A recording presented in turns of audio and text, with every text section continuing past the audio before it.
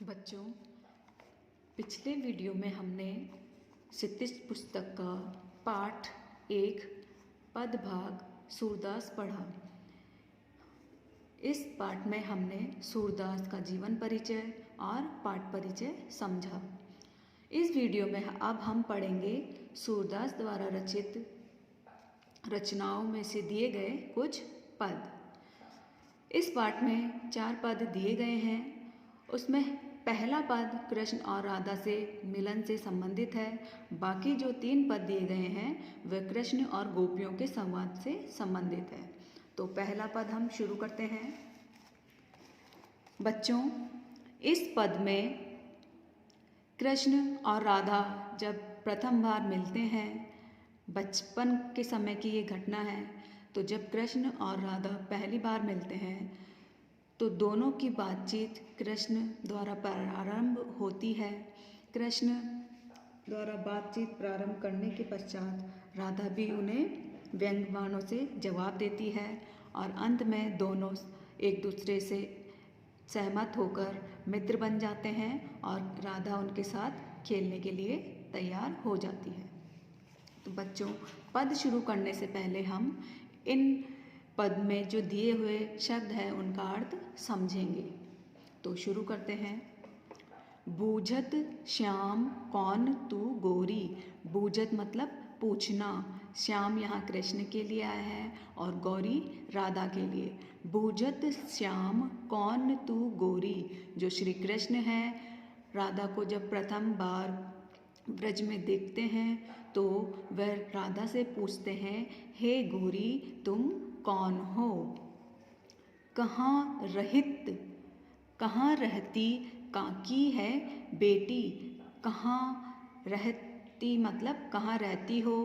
काकी का अर्थ है किसकी। तो कहाँ रहती काकी है बेटी।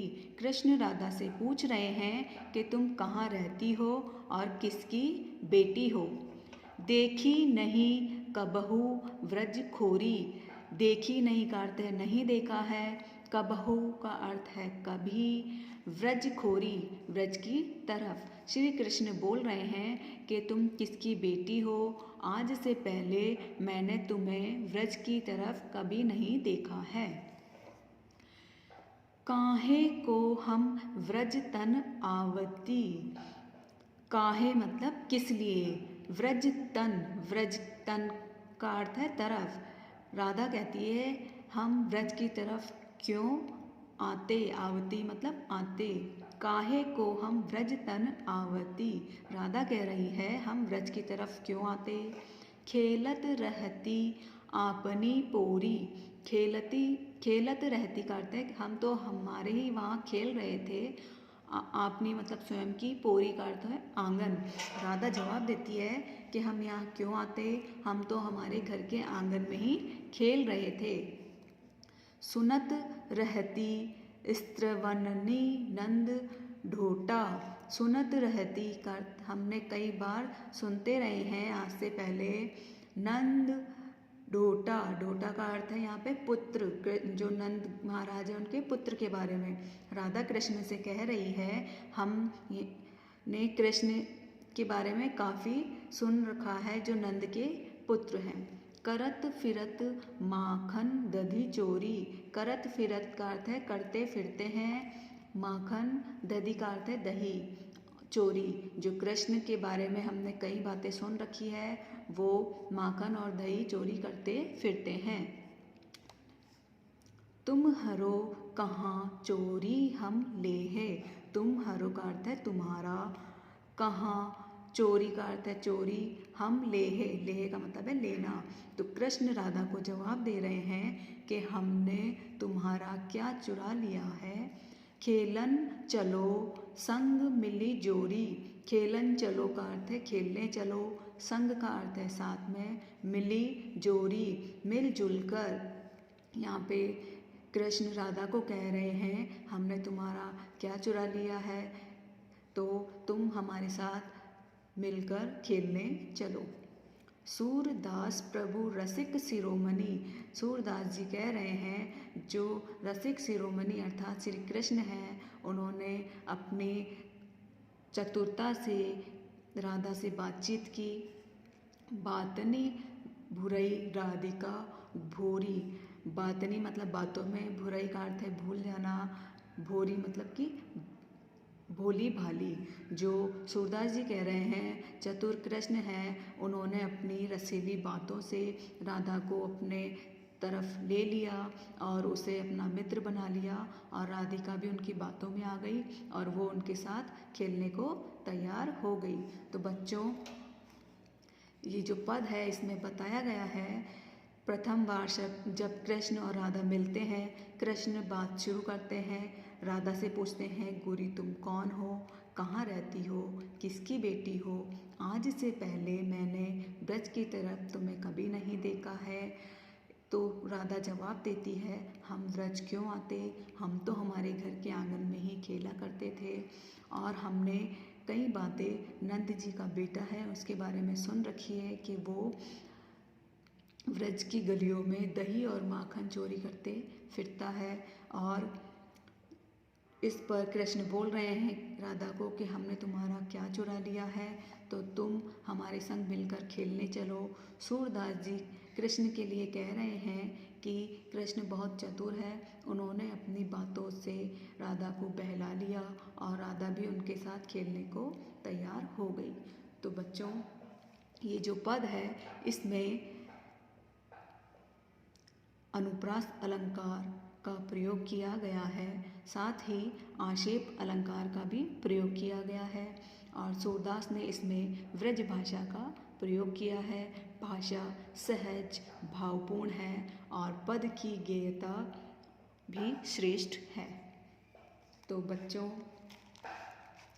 पहला पद हमारा पूरा हो गया है, इसके आगे हम पढ़ते हैं दूसरा पद। तो बच्चों, इस दूसरे पद में जो मधुकर अर्थात उद्धव है और गोपियाँ हैं, उनकी मध्य की बातचीत के बारे में बताया गया है। जब श्री कृष्ण गोपियों को छोड़कर चले जाते हैं तो उसके बाद जब वह उद्धव को उनके पास भेजते हैं निर्गुण ब्रह्मा का संदेश लेकर, तो गोपियाँ क्या जवाब देती है वह इस पद में बताया गया है। तो शुरू करते हैं, पहले हम अर्थ समझेंगे। मधुकर श्याम हमारे चोर। मधुकर यहाँ पे उद्धव को कहा गया है। मधुकर का अर्थ होता है भंवरा, तो यहाँ पर भंवरे को उद्धव के रूप में बताया गया है। श्याम यहाँ कृष्ण के लिए आया है। हमारे चोर, मधुकर श्याम हमारे चोर। जब उद्धव गोपियों से मिलते हैं तो गोपियाँ उद्धव से कह रही हैं, हे उद्धव, जो श्री कृष्ण हैं हमारे मन को चुराने वाले चोर हैं। मन हरि लियो। हरि मतलब ले लेना। तो उन्होंने, जो श्री कृष्ण है, उन्होंने हमारा मन हर लिया है, मतलब कि हम उनसे प्रसन्न हो गए हैं। तनक चित वन में। तनक का अर्थ है एक ही नज़र में उन्होंने हमारा मन चुरा लिया है। चपल नैन की कोर। कोर का अर्थ होता है कटाक्ष। चपल का अर्थ होता है चंचल। नैन का अर्थ है आँखें। गोपियाँ हैं उद्धव से कह रही है, हे उद्धव, श्याम जो श्री कृष्ण हैं हमारे मन को चुराने वाले चोर है। पहली ही नज़र में जब हमने उन्हें देखा तो उन्होंने हमारा हृदय चुरा लिया अपने कटाक्ष चंचल नेत्रों से। पकड़े हुते हृदय उर अंतर। पकड़े का अर्थ है पकड़ रखा है, हुते हुए हैं, हृदय उर अंतर अंदर तक। जो गोपिकाएं हैं वह कह रही है उद्धव से कि हमने कृष्ण को देखा, उन्होंने हमारा हृदय चुरा लिया, तो हमने भी उन्हें अपने हृदय में पकड़ लिया है।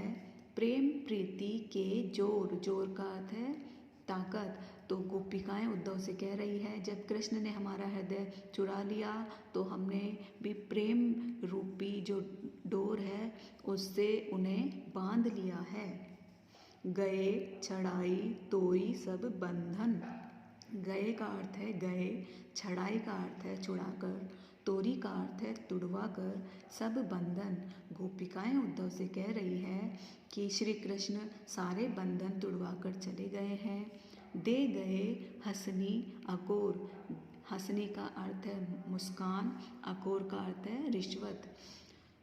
तो गोपिकाएं उद्धव से कह रही है श्री कृष्ण सब कुछ सारे बंधन तोड़कर चले गए हैं और बदले में रिश्वत के रूप में हमें स्वयं की मधुर मुस्कान दे गए हैं।